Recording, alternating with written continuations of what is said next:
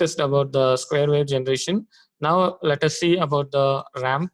So I'm selecting the ramp here, and we need to remove the existing one, that is remove the square wave. And now I'll add a ramp to this existing group. So I am adding ramp, add, close this and select the file and translate this, 0 errors, 0 warnings. Again you build this. Now again go to the atmel flip. So here again we need to switch off the power supply, then we need to make the connections. So connect here. So you need to get this window run. So we need to go for file, again load DAC X file we need to download. So okay, then start running. Okay, then we need to, once it is downloaded to the start application, we need to type. Okay, so we need to click on the start application. So when we start application, if you are clicking, so you can observe probably the means your CRO, your ramp means ramp wave will be generated.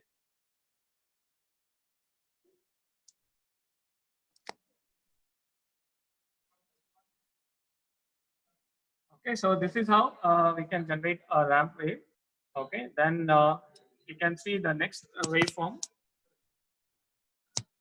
So now let us see the next waveform.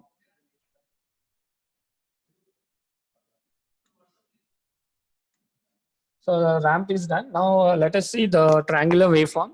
Similarly, we'll select the triangular here. I'll remove this ramp. Again, add a triangular to the source group. Add this, close. Again, select this file and check for the error syntax. Then build. Now you are creating an X file for this triangular waveform generation. Okay, now again you go to the atmel flip. So before this, we need to reset once your microcontroller kit. Then connect the RS32 in setup. Do the RS232 setup. Again, select the COM port 3. Connect.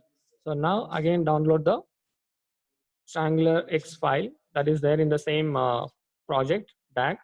So say okay. Then run this. So now you are dumping the X file onto your microcontroller. That in turn is connected to DAC kit. Now if I say start application, so in the CRO you'll be seeing the triangular waveform. So I'll do the start application immediately. We need to observe in CRO.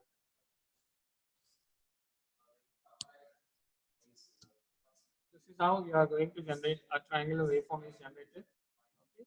So now let us see the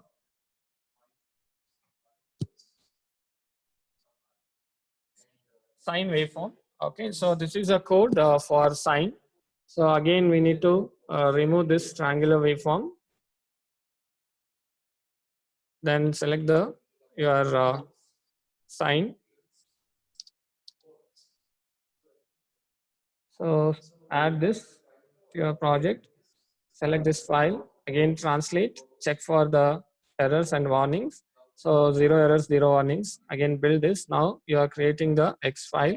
So now we need to download this again to a microcontroller to see the sinusoidal waveform. So again we need to go for atmel flip. So again you should restart your power supply to the 8051 microcontroller. Again connect the RS232 COM port. Again say connect. Now you need to download the X file you have generated for the sinusoidal signal. Okay, so I'll say okay, then I'll run. Okay, so now I'll do this start application. Before doing that, I'll show you the CRO. Now, nothing is coming in that. If I click on start application, you can see the sinusoidal waveform. See here. Now you got the sinusoidal waveform is generated in the CRO. So this is how we need to do interfacing of DAC with 8051. And thank you.